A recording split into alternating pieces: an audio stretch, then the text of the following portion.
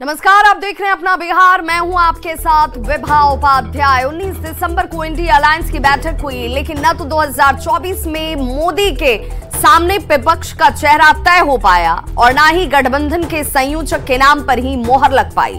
हालांकि 28 विपक्षी दलों की बैठक में जल्द से जल्द सीट बंटवारे का काम खत्म करने पर एक आम सहमति जरूर बन गई।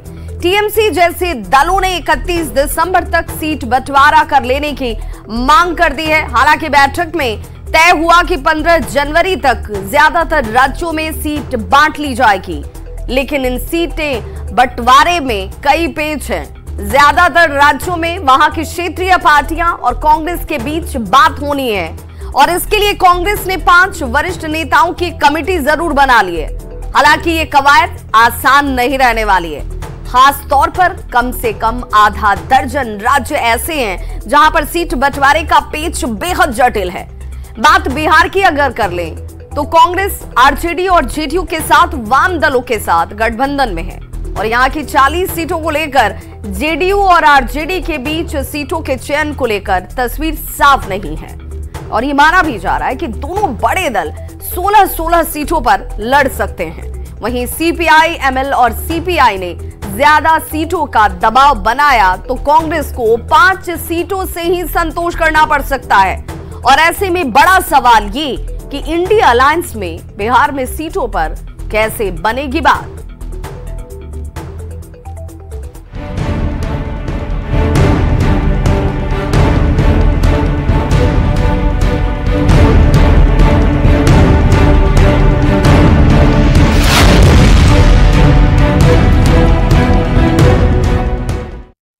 तो बिहार में इंडिया अलायंस की सीट बंटवारे को लेकर सबके अपने अपने दावे हैं। तो ये दावे इस आधार पर कि सभी चाहते हैं कि उनका जनाधार बड़ा है, उनका जनाधार बढ़ा भी है और इसीलिए उनकी दावेदारी ज्यादा है। क्या दावे हैं, जरा वो भी सुन लीजिए। आप राष्ट्रीय राजनीति की धारा में न तो पहले थे और न अब है। वह तो खैर बनाइए कि आदरणीय अटल बिहारी वाजपेयी ने आपको केंद्रीय मंत्री बनाकर सम्मान दिया, लेकिन आपने उसकी भाजपा के साथ दगा किया। आपके चाल चरित्र और नीति से इंडी गठबंधन में शामिल घटक दल के नेतागण अवगत हैं। नेशनल पॉलिटिक्स में तो आप कहीं हैं ही नहीं, बस लालू प्रसाद जी का झोला ढोते रहिए। बिहार में सीटों के बंटवारे में भी आदरणीय लालू प्रसाद जी का ही चलना है।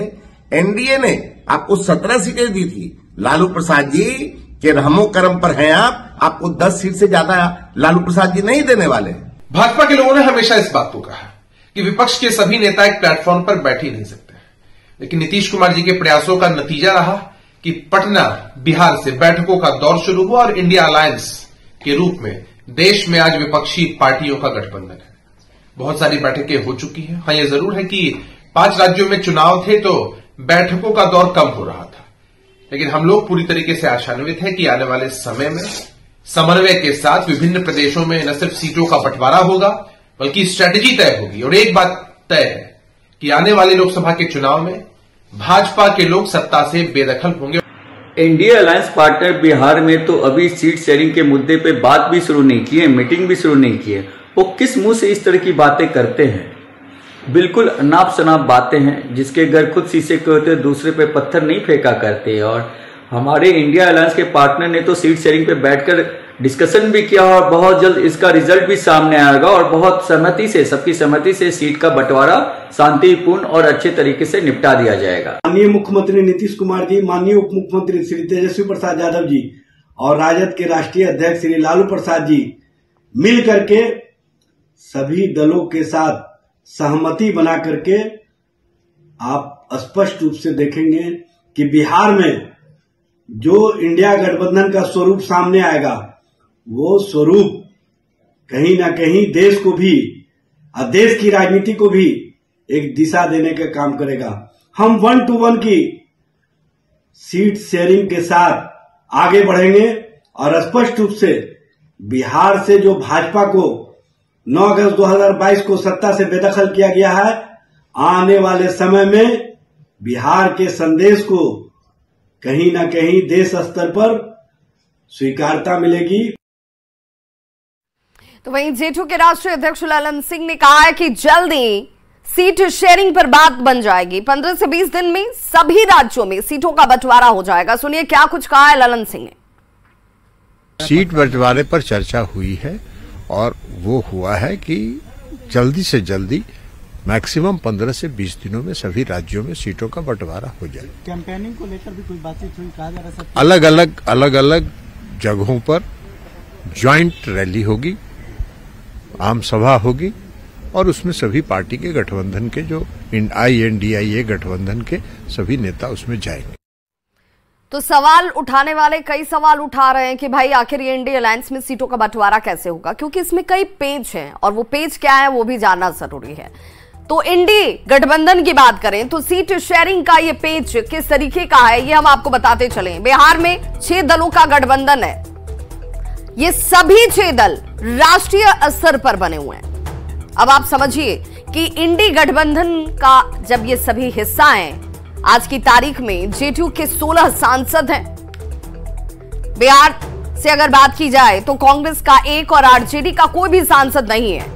अब तक के प्रदर्शन के अनुसार आरजेडी और जेडीयू सबसे बड़े दल हैं। अगर इस महागठबंधन के अंदर बात करें तो जेडीयू के पहले से 16 सांसद और ऐसे में ये माना भी जा रहा है कि 16 सीटों पर आरजेडी और जेडीयू के अंदर सीटों को लेकर बात बन सकती है। चुनाव 16 सीटों पर ये लड़ सकते हैं। लेकिन वाम दलों की तरफ से माले ने 11 सीटों का दावा ठोका हुआ है, जबकि कांग्रेस की अगर बात कर लें तो वो 9 सीटों पर अपनी दावेदारी जता रही है। लेकिन समझने वाली बात ये कि 2019 में नीतीश कुमार महागठबंधन का हिस्सा नहीं थे। एनडीए में रहते हुए नीतीश की पार्टी 17 सीटों पर चुनाव लड़ी और 16 पर जीत हासिल करती है। ऐसे में नीतीश कुमार की पार्टी 16 सीट से कम पर समझौता नहीं करेगी, यह माना जा रहा है। चूंकि 16 उनके सांसद हैं तो ये 16 सीटें तो वो जरूर चाहेगी। चूंकि आरजेडी बिहार विधानसभा चुनाव में सबसे बड़ा दल है तो उसके नेता भी ये चाहते हैं और चाहना लाजमी भी नजर आता है कि वो नीतीश की पार्टी के बराबर यानी कि 16 सीटों पर चुनाव लड़े। बता दें कि बिहार में लोकसभा की 40 सीटें हैं। ऐसे में अगर आरजेडी और जेडीयू 16 सीटों पर चुनाव लड़ेंगे तो बाकी दलों के लिए मात्र 8 सीटें ही बच जाती हैं, जबकि कांग्रेस और वाम दलों ने 20 सीटों पर अपनी दावेदारी रखी है। अब ऐसे में इंडी गठबंधन में सीटों का यह पेच जो है वो फंसता हुआ उलझता हुआ नजर आता है। हालांकि ये देखना होगा कि इस पेच को इंडी गठबंधन के नेता कैसे सुलझा पाते हैं। ये सुलझती है या और ज्यादा उलझ जाती है, क्योंकि इसी पर इंडी गठबंधन की सफलता निर्भर करती है।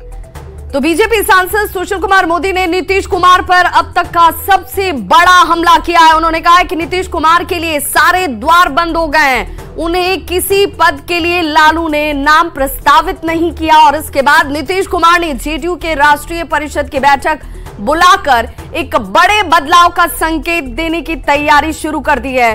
वहीं उन्होंने ललन सिंह को लेकर भी एक बहुत बड़ा हमला किया है। उन्होंने कहा कि लालू प्रसाद से निकटता की वजह से अब ललन सिंह को राष्ट्रीय अध्यक्ष पद से हटाया जा सकता है। एक और कहावत है, गए थे हरि भजन को होटल लगे का पास, तो गए थे मीटिंग के अंदर कि उनको संयोजक बनाया जाएगा। रामनाथ ठाकुर जी का तो बकायदा बयान आया कि उनको कन्वीनर बनाना चाहिए। पट्टा में होर्डिंग लगाया, प्रधानमंत्री पद की दावेदारी कर रही थी। वहां तो किसी ने उनका नाम प्रस्तावित तक नहीं किया। अरविंद केजरीवाल और ममता बनर्जी ने अगर नाम भी प्रस्तावित किया तो खरगे साहब का कर दिया। 80 साल, मुझे पता नहीं उनकी उम्र 80 साल है या 85 साल है, लेकिन किसी ने भी नीतीश कुमार का नाम संयोजक के लिए भी प्रस्तावित नहीं किया। तो देखिए, दुनिया में पूजा होती है ताकत की। जिसके पास 44 विधायक हैं उनके नाम को कोई क्यों प्रस्तावित करेगा? तो ये नीतीश जी गलतफहमी में है। बीजेपी छोड़कर इसीलिए गए थे कि प्रधानमंत्री बन जाएंगे, लेकिन प्रधानमंत्री बनना तो दूर की बात, संयोजक का जो पद है वो भी उनको नहीं मिल पाया। और इतना ही नहीं, सुशील कुमार मोदी ने सोशल मीडिया प्लेटफॉर्म एक्स पर भी पोस्ट कर नीतीश कुमार पर जोरदार और बड़ा हमला किया है। सुशील मोदी ने लिखा है कि नीतीश कुमार के लिए सारे दरवाजे बंद हो गए हैं। लालू प्रसाद ने भी किसी पद के लिए नीतीश कुमार का नाम प्रस्तावित नहीं किया। ऐसे में हताश जेडीयू ने राष्ट्रीय परिषद की बैठक बुलाकर बड़े बदलाव के संकेत दे दिए हैं। इतना ही नहीं, सुशील मोदी ने लिखा है कि लालू प्रसाद से ललन सिंह की निकटता की वजह से ललन सिंह को हटाया भी जा सकता है। तो सोशल मीडिया प्लेटफॉर्म एक्स पर सुशील कुमार मोदी के इस पोस्ट के बाद से बिहार की राजनीति देखिए गर्मा चुकी है। महागठबंधन के नेताओं ने एक सुर में सुशील कुमार मोदी पर जोरदार प्रहार किया है। कुमार जी आज तक कभी किसी के सामने आवेदन लेकर नहीं गए, इसलिए सुशील कुमार मोदी जी अगर ये कहते हैं कि दरवाजे बंद हो चुके हैं तो वो मुगालते में है, और हाशिए पर कौन है ये सबको पता है। बेचारे सुशील कुमार मोदी जी, भारतीय जनता पार्टी के अंदर उनकी राजनीतिक स्थिति कितनी बुरी हो चुकी है हर किसी को पता है। सुशील मोदी जी कह रहे हैं नीतीश कुमार के लिए सारे दरवाजे बंद, और सच यह है कि नीतीश कुमार के इंडिया गठबंधन में होने से सबसे ज्यादा परेशानी बीजेपी को ही है। तो जब सारे दरवाजे बंद है तो आपके पेट में ऐंठन काहे हो रही है? मोदी जी आउटडेटेड हो चुके हैं। भाजपा ने बाहर का रास्ता दिखा दिया है। दिन काट रहे हैं, दिन काट के बैठ जाइए जाके आडवाणी जी के पास ओल्ड एज होम में, काहे रोज अनर्गल प्रलाप करते रहते हैं। अगर सुशील कुमार मोदी जी बोलते हैं कि नीतीश कुमार जी का नाम प्रपोज नहीं किया गया, ललन सिंह जी को राष्ट्रीय अध्यक्ष से हटाया जा सकता है, तो वो सिर्फ बोलने के लिए बोल रहे हैं, अपने आप को सुरक्षित करने के लिए, अपने टीआरपी बढ़ाने के लिए सुशील कुमार मोदी जी इस तरह की बयान दे रहे हैं। ऐसा कुछ भी नहीं है। बहुत अच्छी